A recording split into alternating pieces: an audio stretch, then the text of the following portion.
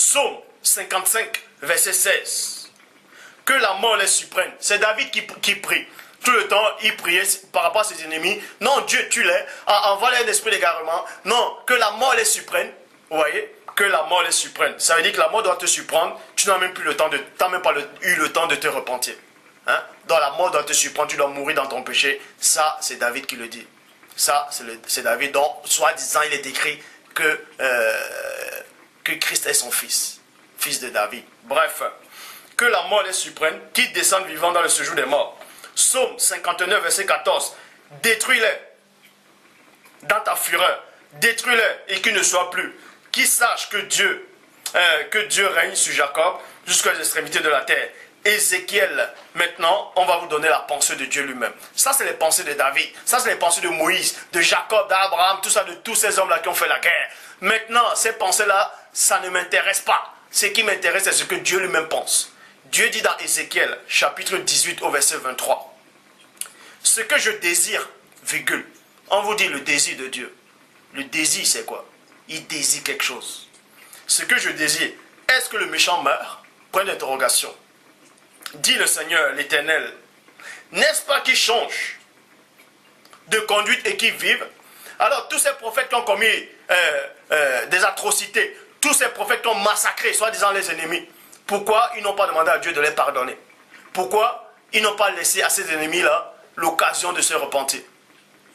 Puisque Dieu lui-même dit que ce n'est pas son souhait. Dieu ne souhaite pas que quelqu'un meure dans son péché. Il veut que la personne se repente.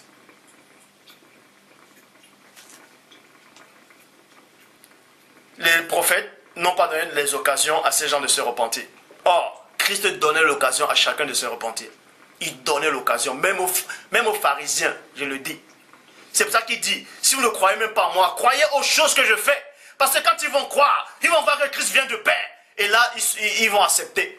Christ a tout fait, je dis bien tout fait, pour que tout soit sauvé. Mais c'est détracteur. Mais les autres prophètes, soi-disant, vous êtes contre eux, on vous massacre. Vous lisez même David un moment, il y a des gens qui ont tué, soi-disant l'ennemi de David, c'est-à-dire le fils de Saül. Ils sont venus apporter la tête à David, et David a dit quoi? David les a fait couper les mains et les pieds. Hein? Ça c'est quoi ça? C'est un esprit de Dieu qui est en lui, qui prend plaisir à ça.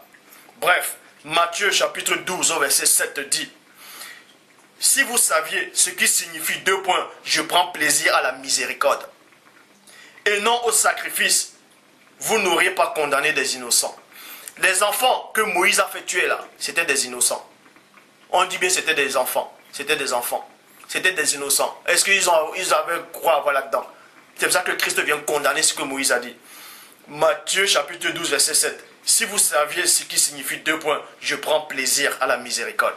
Dieu prend plaisir à la miséricorde et non au sacrifice. Vous n'aurez pas condamné des innocents. C'est-à-dire qu'en ce moment, quand Moïse donnait cet ordre, il n'était pas dans la pensée de Dieu. Ce n'était pas l'Esprit de Dieu qui l'inspirait. Je le dis haut et fort. Maintenant, on va dans Matthieu chapitre 9, verset 13. Apprenez ce qui signifie deux points. Je prends plaisir à la miséricorde et non au sacrifice, car je ne suis pas venu appeler les justes, mais les pécheurs. Matthieu chapitre 5, verset 43 à 45.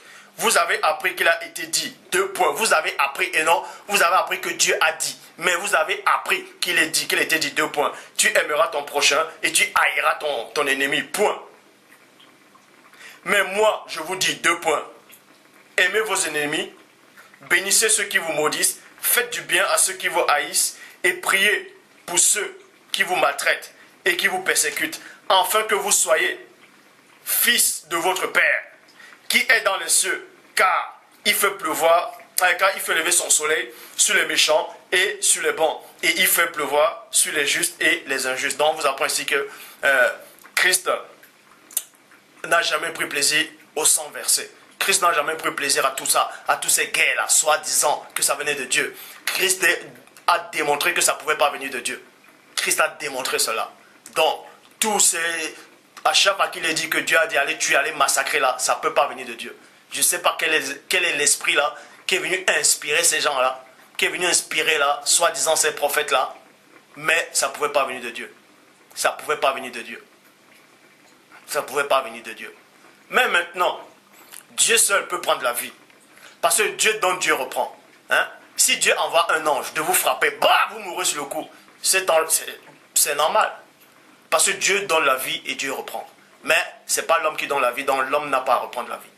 N'a pas à prendre la vie de quelqu'un. Est-ce que vous comprenez? Christ vient de condamner tout ça. Vous avez appris que Moïse, dans la loi, il a dit, vous avez la lettre de répudiation. Mais moi, je vous le dis. Hein? Christ n'a jamais pris plaisir à tout ça. Je le dis encore. Je le répète. Donc, pour tous ceux-là qui acceptent, qui disent que la Bible est à 100% la parole de Dieu, vous êtes contre Christ. Vous n'avez pas Christ, vous n'avez pas le Saint-Esprit. Parce que la parole de Dieu a été introduite dans la Bible et les hommes ont rajouté des choses, les idées, les pensées et les actions. Et les actions. Toute écriture n'est pas inspirée de Dieu, mais toute écriture inspirée de Dieu, qui est inspirée de Dieu, ça c'est bon. Est-ce que vous comprenez?